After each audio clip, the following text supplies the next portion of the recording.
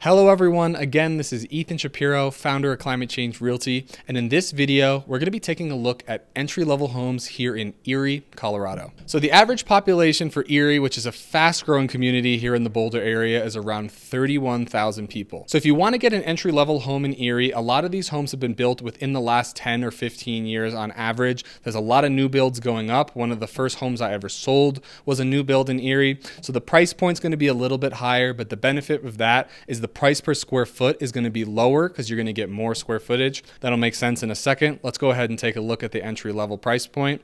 In Erie, entry-level homes are priced between $550,000 and $600,000. The homes on average have 3 bedrooms and also 3 bathrooms, which is more bathrooms traditionally than your typical entry-level home, which is 3 bed, 2 bath. And the average amount of square footage in one of these entry-level Erie homes is 1,660, which is significantly higher than entry-level homes in surrounding areas. The average acreage or plot size, which is the size of the land that your home was built on, is around 0.16 acres for an entry-level home in Erie. And the average entry-level home in Erie was built right around 2004, so significantly more modern than basically any of the surrounding cities that you'll find here in the Boulder area. And of course, we always want to tell you that your average property taxes in Erie are right around $28-25. Who doesn't love taxes? And of course, we always love to explore and compare that price per square foot that I was mentioning earlier. So in Erie, the average price per square foot, keep in mind this is just entry level, is $330 all the way up to $360. Pretty easy calculation. You take the average price and divide it by the average amount of square footage. So you take that 550 number to 600,000 divided by that average square footage of 1,660, and then you get that average price per square foot of $330 to $360. Now let's take a look at who could actually afford to purchase these homes. Let's take a look at that traditional scenario where you provide a 20% down payment for that home price between $550 and $600 and get that 30-year fixed mortgage, which is the joy of American society.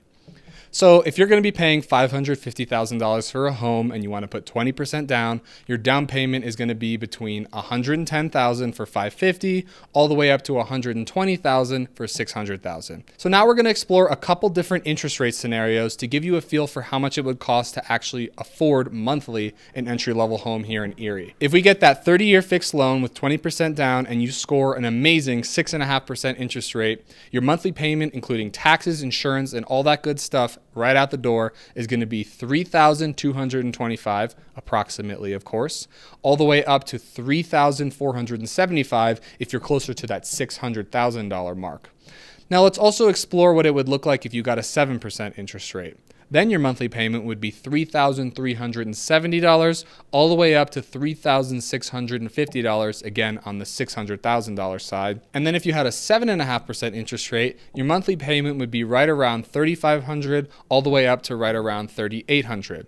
Now, who can actually afford to pay these monthly payments is going to be very strict, and lenders will actually only loan up to a 50% debt to income ratio. So the bare income you would need to qualify for a, say, $3,225 mortgage payment in that 6.5 interest rate scenario is $77,500 a year, and this is your pre-tax income, and this is the minimum amount of money you can make each year to get approved by the bank to afford that loan.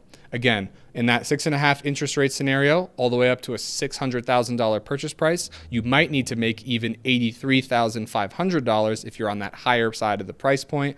At a 7% interest rate, you'd need to make $81,000 to $87,500, and at that 7.5% interest rate, you'd need to make $84,500 all the way up to $91,000 a year. And this is all pre-tax income and all, again, minimum numbers that you'd need to make just to get approved for the loan, let alone to afford it. So now I'm going to provide you with a couple other scenarios. You'll have your 10% down payment scenario and your 3% down payment scenario where you're going to have even higher incomes just to get approved for that loan.